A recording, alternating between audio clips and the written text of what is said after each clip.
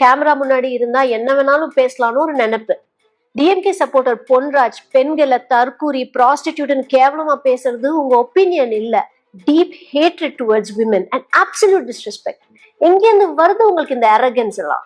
தமிழ்நாடுன்னு சொன்னாலே education, culture and டிக்னிட்டியில lead பண்ற ஸ்டேட்னு பெருமைப்படுவோம். ஆனா சில பேருக்கு பெண்களுக்கு மரியாதை கொடுக்குற பேசிக் மெச்சூரிட்டி கூட இல்ல. ஒரு பொண்ணு யாரை சப்போர்ட் பண்ணணும், யாரை அட்மையர் பண்ணணுங்கிறது அவங்களோட சாய்ஸ்.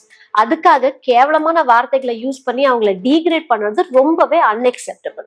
இது இப்படியே விட்டா என்ன பேசினாலும் கான்சிக்வன்சஸ் இல்லைன்ட்டு நார்மலைஸ் பண்ணிடுவாங்க.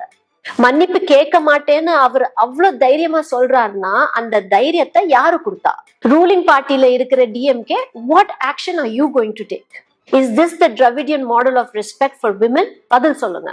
இது டிஎம்கே டிவிகேன்னு அரசியல் பார்க்காம தமிழ் பெண்களுக்கு என்ன பதில் சொல்ல போறீங்க? we demand justice, we demand a public apology. இந்த மாதிரி யாரும் இனி பேசக்கூடாது. இதுக்கு மக்கள் கட்டாயமா பதிலடி கொடுப்பாங்க.